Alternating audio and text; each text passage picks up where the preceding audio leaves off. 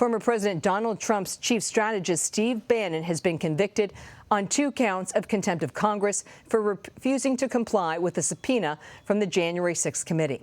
It follows new evidence provided by the House panel Thursday that went deep inside the White House, revealing what former President Donald Trump was doing or not doing to call off the mob at the U.S. Capitol.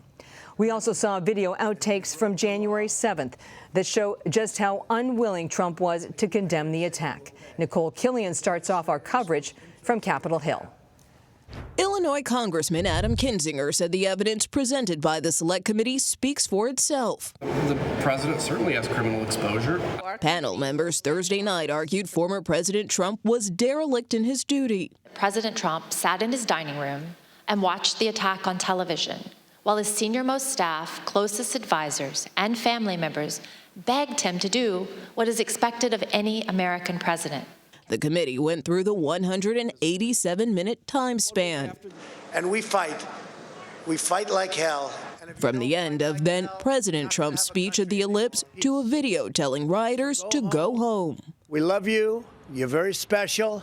The key moment at 2:24 p.m. when he tweeted Vice President Mike Pence didn't have the courage to do what should have been done, riling the mob.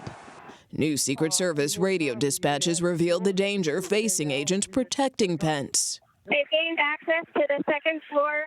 And this from an anonymous White House security official who was monitoring communications. There were calls to say goodbye to family members, so on and so forth. Missouri Senator Josh Hawley was shown running as the mob closed in, despite earlier pumping his fist to the crowd, while Minority Leader Kevin McCarthy's staff fled as he and other officials urged Mr. Trump to respond. Commander-in-Chief, you got an assault going on the Capitol of the United States of America. And it's nothing.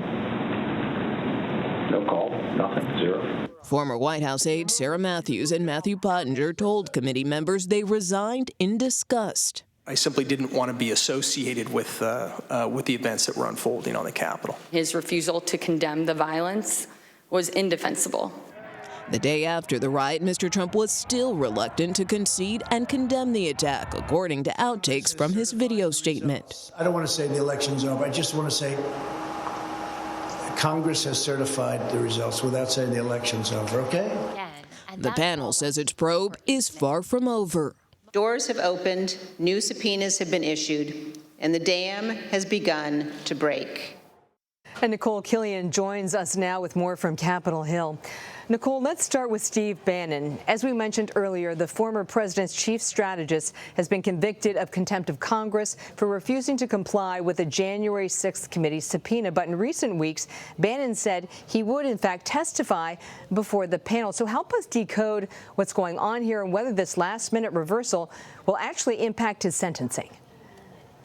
Well, it didn't really impact the trial, so I don't know that it will really impact sentencing. And the January 6th committee made clear in a statement late today that it does believe that this is a victory for the panel and a reminder to those out there who don't comply with the committee that no one is above the law and that they expect people to cooperate and adhere to their subpoenas when they are issued. And that was kind of the whole purpose all along when the committee initially put out this referral against Steve Bannon, which ultimately ended up in his indictment and subsequent conviction. So that being said, committee members on the same token have said that they would still be open to hearing from Steve Bannon if he has something to share of merit with the panel. They haven't completely closed the door there in terms of whether or not there are any substantive discussions right now between his legal team and the committee. That remains unclear. But again, committee members seem open to him testifying if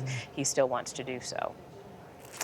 And what separates the testimony from former Deputy National Security Advisor Matt Pottinger and former White House press aide Sarah Matthews from some of the other witnesses?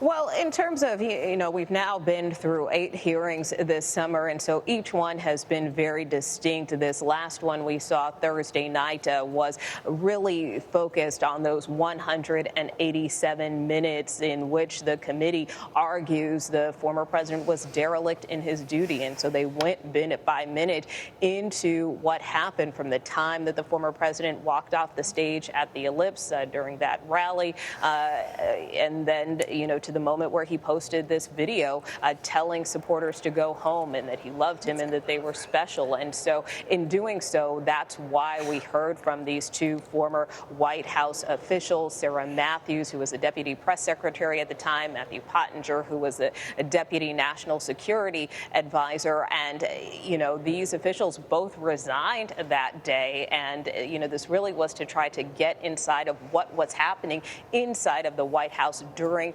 those 187 minutes. And so we heard Sarah Matthews talk about how she really felt strongly that the former president should try to put out a message immediately condemning the violence, as did some other communications in the press shop, and also Matt Pottinger talking about, his concerns with respect to national security, and that he just doesn't want to be associated with the events that were unfolding at the Capitol, which was a factor in why he resigned that day. So that is distinct from what we have heard in some of these other hearings, which have been, for instance, focused on the pressure campaign against the former Vice President Mike Pence, or the Justice Department, or these state and local election officials. Obviously, they wanted each witness to speak to the moment and the particular, instance where they felt, again, that the former president really kind of defied all of the advice that he was getting.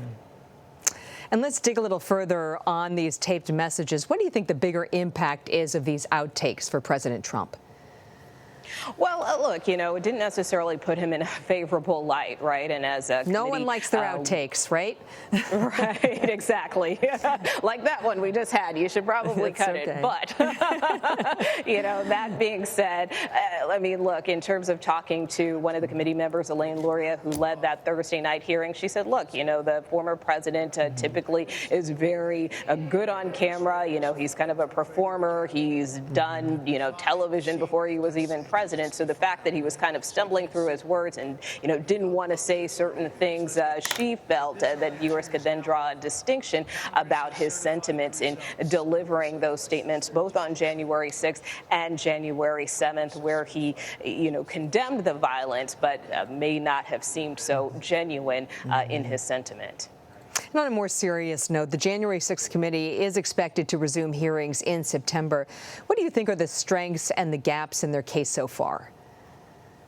Well, look, I'm not one to assess the committee, but certainly they have presented a lot of evidence throughout the course of this investigation, much of which has come to light throughout the span of these 8 hearings this summer. We know they have talked to, for instance, more than 1,000 witnesses and collected hundreds of pages of documents. And so what we saw in these hearings were just snippets from all of the evidence that they have managed to procure. And then they're still getting evidence and new testimony almost every single day, according to committee members. So, a lot of people didn't necessarily know what to expect from the outset, especially since, they kept sliding the schedule for when they would hold these hearings. And, really most of this didn't get underway until about a year after their first public hearing with those 4 law enforcement officers from Capitol Police and D.C. Police. So, again, just the fact that they have been able to uncover so much evidence, many members of Congress I